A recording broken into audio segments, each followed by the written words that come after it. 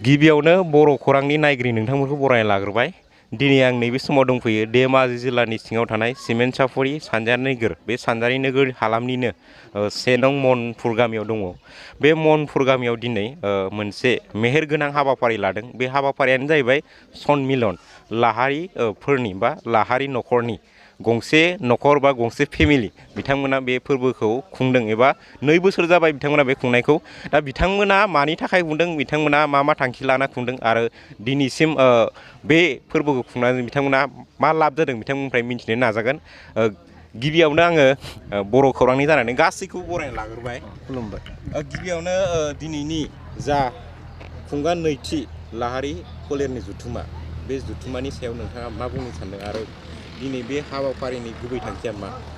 दिनैनि बे खुंगा नैथि खेब लाहारि फोलेरनि जुथुमानि गुबै थांखियानो जादों जोंनि लाहारि फोलेरा खौसेथि थानांगोन आरो गावजों गाव सहाय सहयोग होलायनानै दुखु आफोद आरो मायबाफोर मोजां खामानि बेफोराव सहाय सहयोग मदद होलायनानै जौगानायनि लामायाव खैफोद आफोदाव साखाथियाव थानानै मदद होलायनायानो बिनि गुबै थांखि। आरो नोंथांमोना दा नैबे समाव बर' समाजनिजों नैबे लाहारि फोलेरनि जुथुमा बे हाबाफारि बा सनमिलन होनना बुङो नङा होमबा, बिनि सायाव मा मेसेज हरनो सानो? बर' समाजनि गेजेराव आं नैबेखौनो मेसेज हरनो सानो,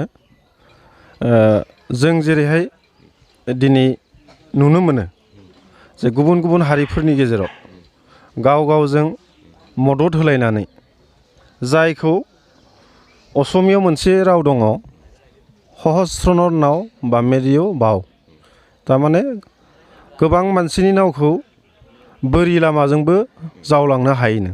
ओंखायनो जों जुदि खौसेथि थायोब्ला खायसे मावनो हायै गिलिर गिदिर खामानिखौबो जोङो खौसेथि थाबा मावनो हायो। ओंखायनो जोंनो खौसेथिखौ नांगौ आरो बे थांखिजोंनो जों दिनै लाहारि फोलेरारि जुथुमाखौ खुंनाय जादों। गोरोबलायनाय आरो मोनसे सिनायथिलायनाय। औ। बेखौ बुंनांगोन, जों गोबां बेबायदिनो बर' सुबुंफोर दङ मालाबा समाव माने गावजों गाव सिनायलाया आरो जुलि जालायनाय जायो। बिनि गेजेरावनो माने उनाव खुरमा ओंखारहैयो। बेफोरबायदिनि सायाव बेयो मोनसे मोजां हाबाफारि होनना जों साननांगोन। आरो नैबे समावनो दंबावो बे हाबाफारिखौनो बा बे हाबाफारियाव बाहागो लाफैनो हानाय गहपुरनि नाम ना? गहपुरनि। दिनैनि हाबाफारिनि सायाव नोंथाङा फैनानै बे हाबाफारियाव माबायदि मोनदों गोसोखौ? आं दिनै बे हाबाफारियाव फैनायाव आं जोबोद गोजोननाय मोनदों।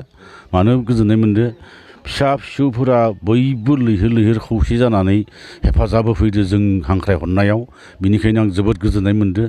दा जों बे जोंनि लाहारि फोलेरखौ सनमिलन फाथिनानै जों माने सुबुं माहारिनोबो एसे दिन्थिनानै जाहाथे जों बायदिनो बिथांमोनाबो सोरहाबाबो सोरबा बसुमतारी बा सोरबा स्वर्गियारि बिथांमोनाबो जोंनि माबाखौ नुनानै बेबायदिनो सनमिलन फाथिनोबो हागौ बा फाथिगोनबो आरो फाथिबायबो दं। दा बिनि गेजेरावनो जा लाहारि सनमिलना नैथियाव जों दा जेसेखिनि हाबाफारिखौ मावबोदों जौगाहोनो, बै गथ' उन्दैनिफ्राय बोरायसिम जोंथ' जा बोराय जाबोबाय, जों आरो बै जा खुदियाफोरखौ जों दिन्थिलाङाब्ला होमबाना जोंनि लाहारि जाथिया दानि फैगोना बै समनिफ्राय लानानै नोंसा आफामोननि समनिफ्राय लानानै दासिम बेसेबां? इयो स्नि जेनेरेसन जाना दं आरो दा।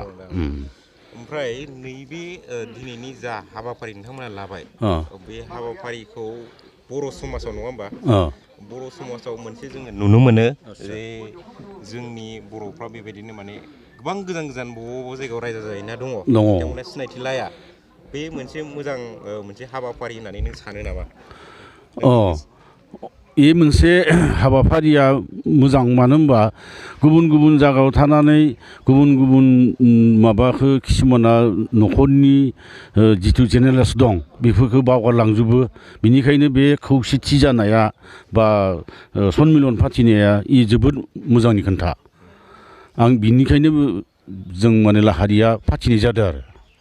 जोबोद गोजोननाय थाबाय बिथां आलासिनिफ्रायबो दान्दिसे जों बे हाबाफारिनि सोमोन्दै मिथिनो हाबाय आरो नैबे समावनो दंबावो आंनि खाथियावनो जोंनिनो सिमेन्ट सानजारि नोगोर 3 नं जैफुर गामिनि मानगोनां नोंथांनि मुङा मामोनलाय?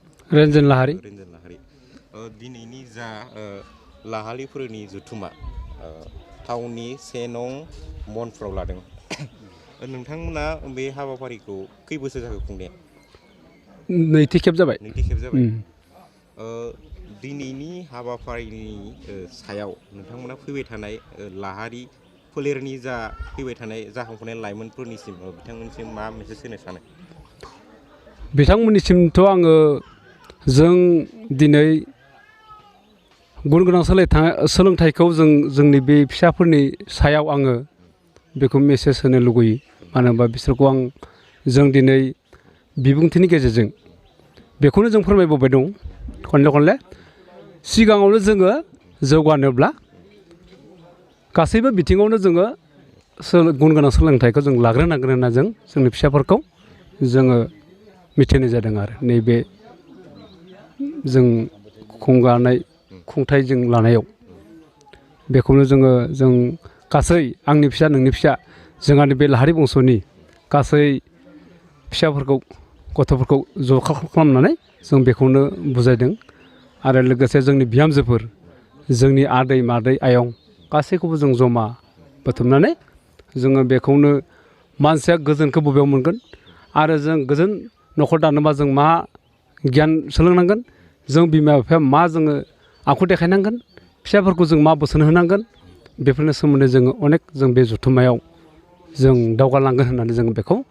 जोङो थांखि लानाय जादों, सावरायलायनाय जादों आरो नैबे समाव दानि सोलोंथाइ नङा होमबा?